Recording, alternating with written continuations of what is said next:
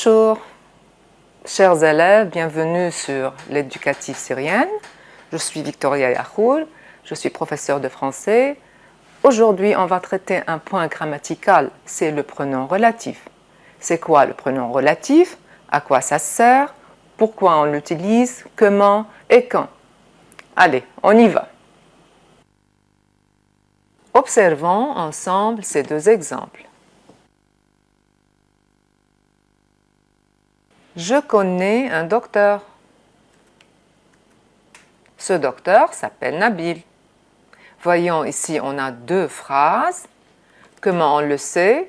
Vous savez qu'une phrase commence par une majuscule et se termine par un point. Et elle a toujours un verbe, bien sûr. Pour relier ces deux phrases, on a un mot répété dans la deuxième proposition. C'est le mot docteur. Alors, pour relier les deux phrases, on s'appuie sur ce mot-là et on le remplace par qui. Et la phrase devient « Je connais un docteur qui s'appelle Nabil ». Alors maintenant, on a une proposition principale, je connais un docteur, et on a une proposition subordonnée, c'est qui s'appelle Nabil, qui sont reliés par le pronom relatif qui. Alors, c'est quoi un pronom relatif? À quoi ça sert? Il sert à faire une phrase complexe, à relier les deux phrases pour faire une seule phrase qui commence par une majuscule et se termine par un point. Qu'est-ce qu'un pronom relatif? Un pronom relatif, c'est un mot qui relie les deux propositions pour faire une seule proposition et éviter la répétition. Il peut remplacer un mot comme docteur, un pronom ou une proposition. Et on l'appelle, le mot, le pronom et la proposition, on l'appelle antécédent. Et ici, l'antécédent, c'est docteur. L'antécédent, c'est-à-dire le mot qui était répété dans la deuxième phrase. Et qui, il sert à relier les deux propositions, comme on a dit. On a la proposition principale et la proposition subordonnée relative, puisqu'elle commence par un pronom relatif. Alors, le pronom relatif remplace un moins déjà cité pour éviter la répétition. Pourquoi on a choisi qui? Voyons l'exemple ensemble. Le qui remplace un sujet du verbe. Il remplace une personne ou une chose. Regardez cette phrase. La femme qui parle à ma sœur est notre voisine. Qui remplace le mot femme qui est féminin et qui est le sujet de verbe parler. Alors, on utilise qui. Dans le deuxième exemple, on a le film qui sort cette semaine est excellent. Le qui remplace le mot film qui est masculin et sujet de verbe sortir. Alors qui, c'est le pronom relatif qui remplace un sujet de verbe de la proposition qui suit. Et il ne s'accorde ni en genre ni en nombre avec l'antécédent. Et est-ce seulement qui? Est-ce qu'on a d'autres propositions? Oui, bien sûr, on a le que. Et à quoi sert le que? Que remplace le COD, le complément d'objet direct du verbe, et il remplace une personne ou une chose. Voyons, l'actrice que je préfère est italienne. Que remplace le mot actrice qui est le complément d'objet direct du verbe préféré. C'est un nom de personne. L'ordinateur qu'il utilise au travail est très long.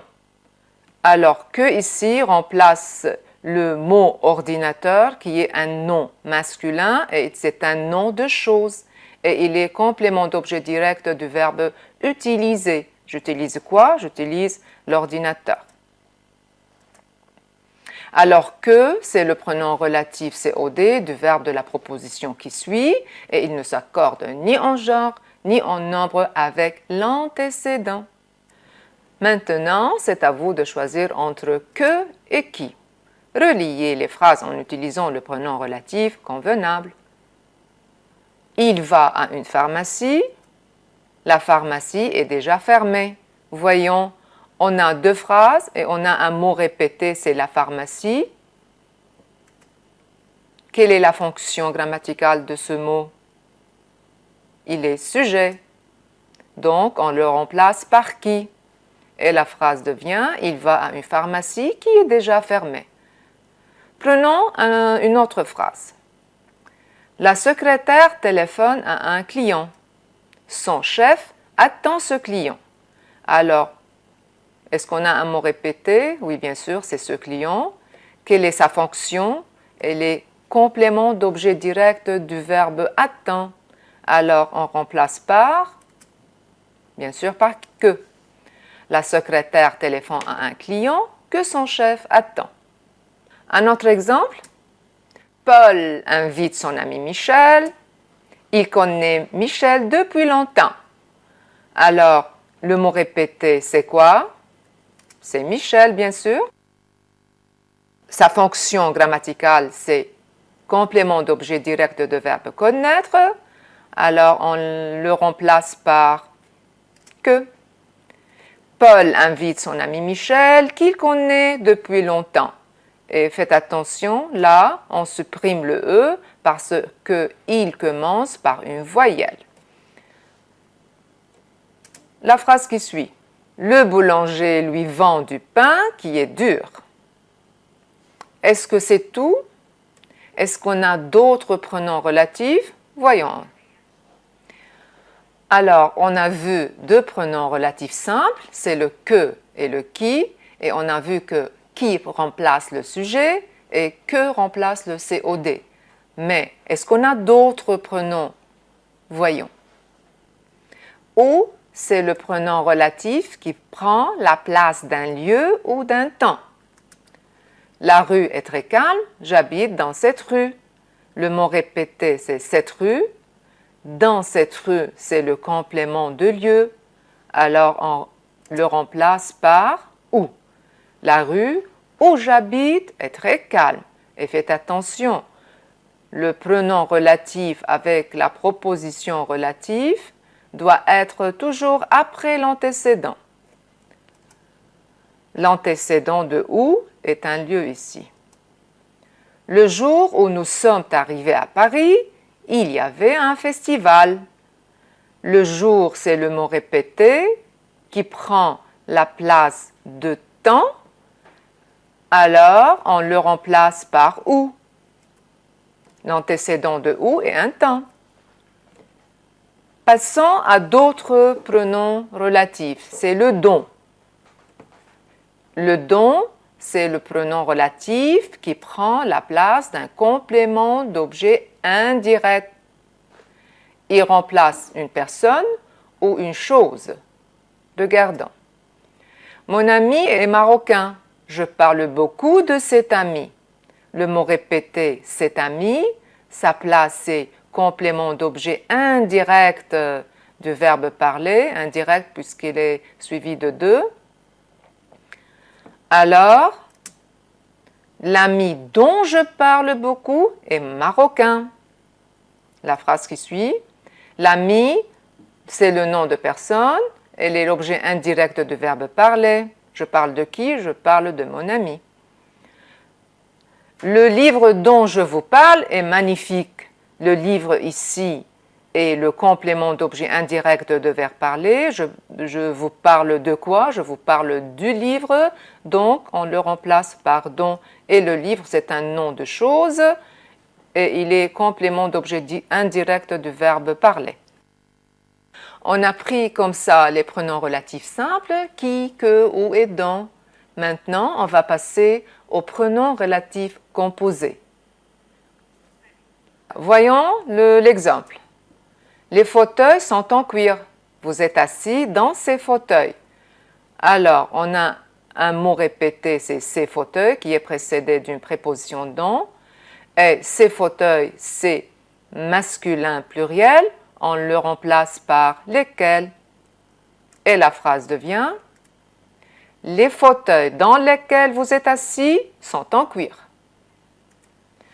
J'ai un nouveau voisin.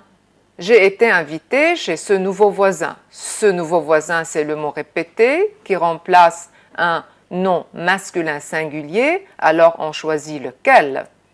Et la phrase devient: j'ai un nouveau voisin chez lequel j'ai été invité. Achetez ce portable. Vous serez toujours en contact grâce à ce portable.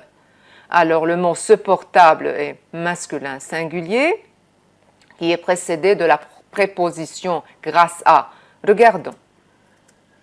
Achetez ce portable grâce auquel vous serez toujours en contact. Et pourquoi auquel? Parce que là, on a la préposition à qui est suivie par le, et à plus le font au.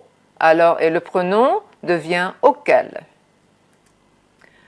Alors, lequel, laquelle, s'ils sont précédés de à ou de, qu'est-ce qu'on fait? Voyons. Cet hôtel est très connu, elles habitent près de cet hôtel. Cet hôtel est masculin singulier, on le remplace par lequel, et puisqu'il est précédé de, voyons. Cet hôtel près duquel elles habitent est très connu. Alors, duquel remplace le de plus le pronom lequel. De plus lequel. La solution est simple. Je pense à cette solution. Le mot répété, c'est cette solution qui est féminin. Il est précédé de à. Voyons. La solution à laquelle je pense est simple.